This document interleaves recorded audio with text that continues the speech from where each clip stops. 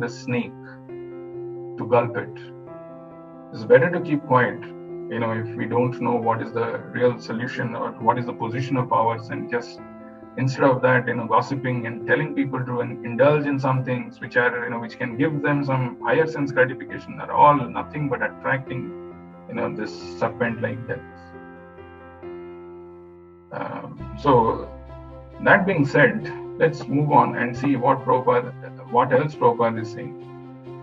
It's a very nice sentence which comes in the purport. Perfection of life is never to be attained by the following three things. Voluminous work, because some people want to do so much of work, so much of research. This study, that study, postdoc, research, more research and research. Some few days, day before yesterday, I was, Prabhu was telling that he had some submission and he had to submit 20 pages of writing. Perfection of life is never to be attained by voluminous work. We can write volumes and we will be busy in doing some things, this thing, that thing, and we think that is the real goal of life. I must present, I must defend my thesis. I have to do all kinds of research to justify what I'm doing and present it to the whole world so that I get appreciation. But perfection of life is not to be attained by that. Okay, then what else? It cannot be also attained by accumulation of wealth. Another big pursuit. People, any single small little chance if we get in our life, okay, there is a higher opportunities. I can get better benefits there. I can have more opulence. I can have some more riches. Let me try. Cannot be. Perfection of life can never be attained by accumulation of wealth. I can accumulate lots of wealth. I can go on, but that's not what perfection of life is all about. Somebody may say, no, let me increase the population. Let me increase my vamsa, my dynasty. Somebody should be there to, take care of this family lineage. So I must have somehow or other, and should have some children, I should make them grow, I should do all these things. It cannot be also attained by increasing the population. It can only be possible by renunciation. Only renunciation. Because this material world is temporary. What are we trying to accumulate, and what are we trying to achieve, and what are we trying to be proud of? One day the force of time, prachanda vegad abhidhavat. It's a ferocious speed. This is chasing us, and we will be all gulped and over, finished. So what are we trying to? But still, you see how precarious our situation, how swabhava raktasya, how attached we are to our indriyas, how attached we are. We don't mind spending extra time in sleeping, not coming, doing something else on our own, mind giving so much of justification, and we're following it happily. There is a verse that I wanted to bring to your notice. This verse is there in Bhagavad Gita. Very interesting verse. Why we are not able to do this? And what is it that is lacking? Some of us are also practicing. Sometimes people say, Prabhu, I came in touch with Krishna consciousness some millions of yugas ago, something like that. I mean, some 20 kalpa before, or something like that. I've been practicing, but you see that person is still in that same position. Nothing is changing. What is the reason? Why it is like that? To understand this, I want to quote a very beautiful verse from Bhagavad Gita. Very interesting verse, worth paying attention. The verse is from 6th chapter, Bhagavad Gita, 8th verse. And the verse goes like this: Jnana Vijnana Triptatma Utostha Vijitendriya Yukta Iti Uchyate Yogi Samalostrasma Kanchana. You see, there is a famous personality who's considering himself to be Adi Yogi, who's proclaiming he's the yogi. But here there is a definition given in Bhagavad Gita about who is a yogi.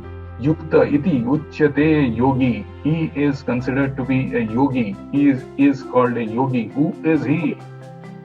Triptatma.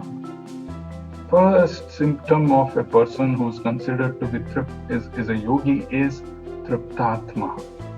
And Triptatma is actually translated by Prabhupada, and the word-to-word meaning is self-satisfied. Right? Is self-satisfied. Satisfaction is one of the symptoms of a person who's yogi.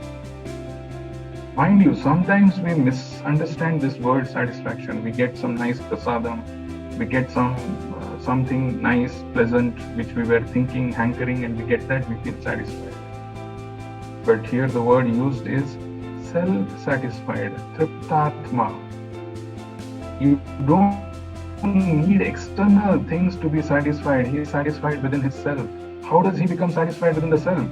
Beautiful translation by Prabhupada is telling a person is said to be established in self-realization and is called a yogi or a mystic when he is fully satisfied by virtue of acquired knowledge and realization. Pay attention to these two words, not by some external things, acknowledgements, accolades or achievements or these things, or by some possessions. No. Person feels satisfied when he is fully satisfied by virtue of acquired knowledge and realization. Very, very important, these two words, acquired knowledge and realization, or jnana and vijnana. First is acquired knowledge. We have to understand who we are. What is the position of this material? What is the nature of this material world? What is the position of the Supreme Lord? What is our relationship with Him? That is acquired knowledge. But more important than acquired knowledge is vijnana. Vijnana is the realization, the realized knowledge. Realized knowledge is application of the realized knowledge, acquired knowledge. People say, I don't have realization, Prabhu. How will I get realization? Realization is not something, hanging somewhere in a tree which is very tall and I just can't climb. It is not like that. It is all about applying this knowledge in our life. Bhagavatam gives example of so many people who had lots of acquired knowledge. Example, Hiranyakashipu. In the Bhagavatam 9th canto, he finds a mention where he is giving instruction to his own mother on the loss of his own brother, Hiranyaksha, saying that we should not lament. It is just the loss of a body. Why are you lamenting for this? Because the soul is eternal. He is giving this wonderful knowledge, but is he able to apply that in his life? No. When it comes to us, are we able to apply this in our lives? Jnana vijnana triptatma. There is example of those brahmanas who were performing the sacrifice for the pleasure of the Lord. They were making elaborate arrangements, gorgeous, big fire sacrifice. Little do they know that actually the purpose of doing all this thing is to please Krishna. So application of knowledge, if it is lacking, there is no question of becoming satisfied. Triptatma will not happen. Jnana vijnana triptatma kutostha vijitendriya. Yukta iti uchyate yogi samalostrasma kanchanaha. There is also the example of Vishwamitra Muni, which is mentioned in Bhagavatam. Prabhupada also talks about him. Had so much of austerity, so severe austerities that he has performed, unheard of. But the austerities that he performed, it just went in vain, either because of his lust for one of the society girl of heaven, Menaka, or because of anger, another girl. Right? Why? Because the austerity performed was not to please Krishna, was done actually in a manner of envy, being envious of Vasishtha. So he was envious. He was a Rajarishi, he was a king, but he wanted to take the position of Brahmarishi. And with that enviousness, with that mindset, with that mentality, he performed this austerities, went in vain. Jnana vijnana triptatma. One has to have that vijnana, that self-realized, that realized knowledge to the things that we are hearing, even if one thing we are applying in our lives, even if it is making us little closer to Krishna. Let me develop an attraction to go and sit there. Let me develop an attraction to have a darshan of the Lord. So wonderful. If we don't apply, then this remains like that. Jnana vijnana triptatma kutostha vijitendriya yukta iti uchyate yogi samalostrasma kanchana. Even to the extent, the importance of jnana. Forget about vijnana, will come even acquired knowledge. The importance of that is given in Bhagavatam. Wonderful verse. This verse comes in the second canto, 3rd chapter, 12th verse. Dhyanam yad aprati nivritta gunormi chakram atma prasada utayatra guneshva sangaha kaivalya sammata pathastva athabhakti yogaha o nivritto harikathasu ratimna kurya. Just the theoretical knowledge, the acquired knowledge, that knowledge in relationship with the Supreme Lord is actually, it can result in the complete suspension of the waves and the whirlpools of this material modes. Jnanam yad apratinivritta gunormi chakram, there is a whirlpool, there is a wave of this, material modes which are acting on us, waves and whirlpools of this material modes. Just the knowledge of the Supreme Lord, the transcendental knowledge in relation with the Supreme Lord Hari can result in the suspension of this. Such knowledge is self-satisfying. You see, the word again is self-satisfying. Atma prasada utayatra guneshva sangaha, due to its being freed from material attachment to the Supreme Lord. And this verse is spoken by Sukadeva Goswami. He is telling, Ko nivrata harikatha suratinna kuryat. Who could fail to be attracted? Who could fail to be attracted? If we just develop this attention, if we just put our attention to this Bhagavatam, this literature, the wonderful descriptions, so wonderful purport, then we'll be freed with the complete suspension of the waves and the whirlpools of the material modes. Gunormi chakram nivritta, aprati nivritta gunormi chakram. Complete suspension is possible. And such knowledge is self-satisfying. And, due to its being free from material attachment. I know we are always, verse chanting takes a lot of time. I want to, before we conclude our discussion, the time that we have together, I want you to pay attention to this very interesting purport to that 6.8, Jnana Vijnana Prattatma, how this Vijnana is possible and how Prabhupada is telling the bookish knowledge can transform to realized knowledge. Just the beginning of the purport. I'm not even reading the full purport. And I'll give you one example and with that we will close. So the purport mentioning of that verse 6.8, if you see the purport, actually Prabhupada is writing, book knowledge without realization of the supreme truth is useless. Book knowledge without realization of the supreme truth is useless. Many people want to learn to show their scholarship, to prove how learned they are, or whatever may be the reason, but without realization of the supreme truth is useless.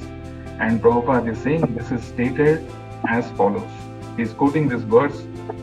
We know this verse, but pay attention. There is something very interesting which Prabhupada mentions in this purport.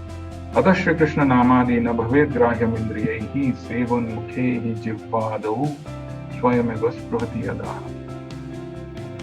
So many times Prabhupada has quoted this in the firm conviction that Prabhupada had in this verse. Atah Shri Krishna namadi na bhavet grahyam indriyehi sevan mukhehi jivvadau swayameva sprahati yadaha. We know the translation, and if you see the translation which Prabhupada has given in Chaitanya Charitamrita is slightly different than what he has given here. And in this purport especially, just read the translation which is given here in this purport. Prabhupada is writing something very wonderful. So Prabhupada is saying, no one can understand the transcendental nature of the name, form, quality and pastimes of Sri Krishna through his materially contaminated senses. We cannot understand. No one can understand the transcendental nature of the name, form, quality and pastimes. Nama Rupa Guna Leela. Atha Shri Krishna Namadi na bhavet grahyam indriye, by our materially contaminated senses. Only when one becomes spiritually saturated by transcendental service to the Lord are the transcendental name, form, quality and pastimes of the Lord revealed to him. There are certain words which are used here. Become spiritually saturated. Saturation is what?